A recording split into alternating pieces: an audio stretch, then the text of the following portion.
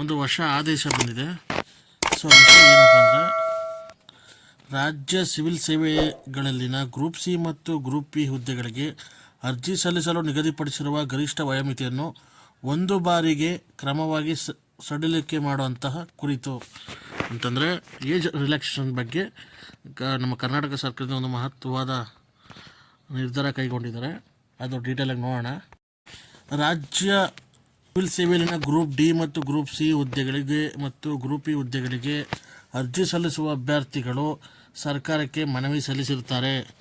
ಕರ್ನಾಟಕದಲ್ಲಿ ಕೋವಿಡ್-19 ಸಾಂಕ್ರಾಮಿಕ ರೋಗ ಇತರೆ ಕಾರಣದಿಂದ ಮತ್ತು ಪದೇ ಪದೇ ಲಾಕ್ಡೌನ್ ಆದ ಕಾರಣದಿಂದ ವಿವಿಧ ಇಲಾಖೆಯ ಖಾಲಿ ಹುದ್ದೆಗಳ ನೇಮಕಾತಿಯನ್ನು ಸರ್ಕಾರವು ಮುಂದೂಡುತ್ತಾ ಬಂದಿರುತ್ತದೆ.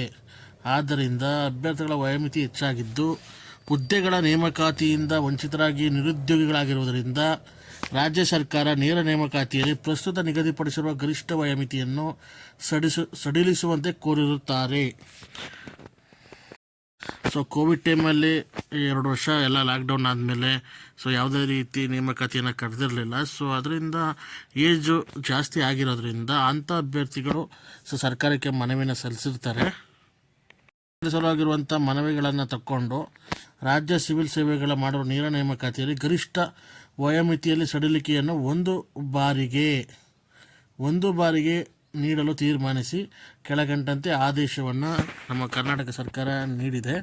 ರಾಜ್ಯ ಸಿವಿಲ್ ಸೇವೆಗಳಲ್ಲಿನ ಗ್ರೂಪ್ ಸಿ ಮತ್ತು ಗ್ರೂಪ್ ಇ ಹುದ್ದೆಗಳಿಗೆ ನೇರ ನೇಮಕಾತಿ ಮೂಲಕ ಭರ್ತಿ ಮಾಡಲು ಈಗಾಗಲೇ ಹೊರಡಿಸಿರುವ ಅಭ್ಯರ್ಥಿಗಳಿಗೆ ಅಧಿಸೂಚನೆಗಳಿಗೆ ಮುಂದಿನ 1 ವರ್ಷ ಆ ವರ್ಷದಲ್ಲಿ ಹೊರಡಿಸಲಾಗಿರುವಂಥ ಎಲ್ಲ ಅಧಿಸೂಚನೆಗಳಿಗೂ ಸಂಬಂಧಿಸಿದ ಎಲ್ಲ ಪ್ರವರ್ಗಗಳ ಅಂದರೆ ಅಭ್ಯರ್ಥಿಗಳು ಕೂಡ ಒಂದು ಬಾರಿಗೆ ಅನ್ವಯವಾಗುವಂತೆ ಒನ್ ಟೈಮ್ ಮೆಜರ್ ಗರಿಷ್ಠ ವಯೋಮಿತಿಯಲ್ಲಿ 3 ವರ್ಷ ಸಡಿಲಿಕೆಯನ್ನು ನೀಡಿ ಆದೇಶಿಸಲಾಗಿದೆ ಅಂತ ಸಚಿವ ಸಂಪುಟದಲ್ಲಿ ಕೂಡ ನಿರ್ಣಯ ಹೊರಡಿಸಿ ರಾಜ್ಯಪಾಲರಿಂದ ಕೂಡ ಅದು ಗ್ರೀನ್ ಸಿಗ್ನಲ್ ಸಿಕ್ಕಿದೆ.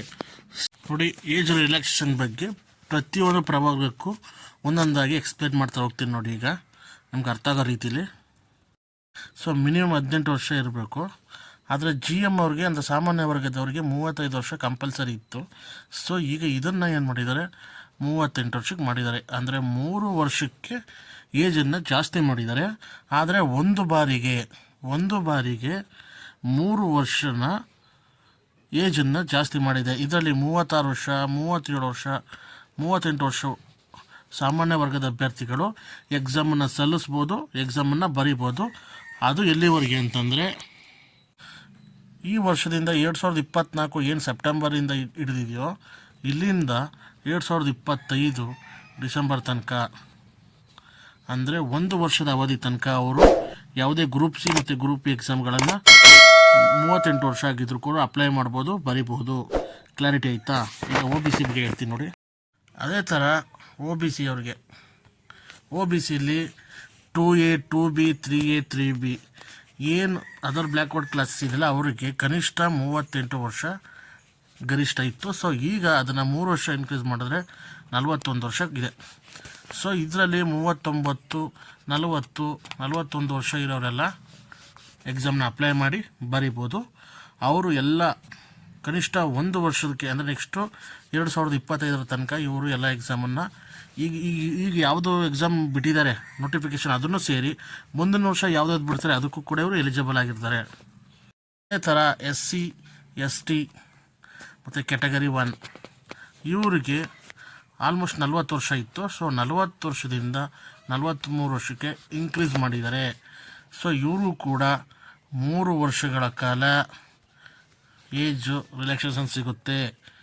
ಇವರು ಕೂಡ 41, 42, 43 ಯಾರಿಗೆ ವಯಸ್ಸಾಗಿರುತ್ತೋ ಅವರು ಕೂಡ ಈ ಗ್ರೂಪ್ ಸಿ, ಗ್ರೂಪ್ ಇ ಎಕ್ಸಾಮ್ಗಳಿಗೆ ಈ ವರ್ಷದಿಂದ 2024 ಈ ಸೆಪ್ಟೆಂಬರಿಂದ ಈಗ ಆಲ್ರೆಡಿ ಏನು ನೋಟಿಫಿಕೇಷನ್ ಕರೆದಿದ್ದಾರೆ ಅದು ಕೂಡ ಅಂದರೆ ಸೆಪ್ಟೆಂಬರ್ ಅಂದರೆ ಆದೇಶ ಆಗಿರೋದು. ಸೊ 2024ರಿಂದ 2025ವರೆಗೆ ಏನೇನಿದೆ ಎಲ್ಲ ನೋಟಿಫಿಕೇಷನ್ಗಳಿಗೂ ಇವರು ಅಪ್ಲೈ ಮಾಡ್ಬೋದು, ಬರೀಬೋದು. ನೋಡಿ ಇಲ್ಲಿ ತೋರಿಸಿದ್ದಾರೆ ನೋಡಿ, ಕನಿಷ್ಠ ವರ್ಷಗಳು 18 ನೋಡಿ. ಸಾಮಾನ್ಯ ಅರ್ಹತೆಯರಿಗೆ 35ರಿಂದ 38, ಪ್ರವರ್ಗ 2A, 2B, 3A, 3B 41 ವರ್ಷಗಳು ಅಂದರೆ 38ರಿಂದ 41 ವರ್ಷಗಳು. ಹಾಗೆ ಪರಿಶಿಷ್ಟದವರಿಗೆ 40 ವರ್ಷ ಇತ್ತು, 43 ವರ್ಷಗಳು. ಸೊ ಈಗ ಹೊಸದಾಗಿ 1 ವರ್ಷದ ಮಟ್ಟಿಗೆ ಆಗಿರುವಂತಹ ಏಜ್ ರಿಲ್ಯಾಕ್ಸೇಷನ್ ಟೇಬಲ್ ಇದು, ಓಕೆನಾ. ಸೊ ಎಲ್ಲ ಪ್ರವರ್ಗದವ್ರಿಗೂ ಈ ಏನು ಸರ್ಕಾರ ಆದೇಶ ಮಾಡಿದೆ ಒಂದು ವರ್ಷದ ಮಟ್ಟಿಗೆ ಸೊ 3 ವರ್ಷ ಏಜ್ ರಿಲ್ಯಾಕ್ಸೇಷನ್ ಸಿಗುತ್ತೆ. 2024ರಿಂದ 2025ವರೆಗೆ. ಅಂದರೆ ಈಗ 2024ರಲ್ಲಿ ಆಲ್ರೆಡಿ ಎಲ್ಲ ನೋಟಿಫಿಕೇಶನ್ ಏನು ಬಿಟ್ಟಿದ್ರು ಅದಕ್ಕೂ ಕೂಡ ಅವರು ಎಲಿಜಿಬಲ್ ಇರ್ತಾರೆ. ಜೊತೆಗೆ 2024 ಟು 2025 1 ವರ್ಷ ಹಾಗೂ 2024ರಲ್ಲಿ ಬಿಟ್ಟಂಥ ಎಲ್ಲ ನೋಟಿಫಿಕೇಶನ್ಗೂ ಅವರು ಅರ್ಜಿನ ಅಪ್ಲೈ ಮಾಡ್ಬೋದು, ಹಾಗೆ ಎಕ್ಸಾಮ್ಗೂ ಕೂಡ ಬರಿಬೋದು ಅಂತ ಕರ್ನಾಟಕ ಸರ್ಕಾರ ಆದೇಶನ ರಾಜ್ಯಪಾಲರು ಹೊರಡಿಸಿದ್ದಾರೆ. ಸೊ ಈಗ ನಿಮ್ಗೆ ಅರ್ಥ ಆಯಿತು ಅನ್ಕೋತೀನಿ. ಸೊ ಆದಷ್ಟು ಇದನ್ನು ಶೇರ್ ಮಾಡಿ. ಏನಾದ್ರು ಇದ್ದರೆ ಡೌಟ್ ಇದ್ದರೆ ಮೆಸೇಜ್ ಹಾಕಿ, ಕಮೆಂಟ್ ಹಾಕಿ. ಏನೇ ಇದ್ದರೂ ನಾನು ನಿಮಗೆ ಕಮೆಂಟ್ ಮೂಲಕ ಉತ್ತರ ಕೊಡ್ತೀನಿ. ಸೊ ಆದಷ್ಟು ಎಲ್ಲ ವಿದ್ಯಾರ್ಥಿಗಳಿಗೂ ಶೇರ್ ಮಾಡಿ. ಇದೇ ಥರ ಹೆಚ್ಚಿನ ಕಂಟೆಂಟ್ಗಳಿಗೋಸ್ಕರ ನಮ್ಮ ಚಾನಲ್ ಸಬ್ಸ್ಕ್ರೈಬ್ ಮಾಡಿ. Thanks for the watching. ಎಲ್ರಿಗೂ ಒಳ್ಳೆಯದಾಗಲಿ.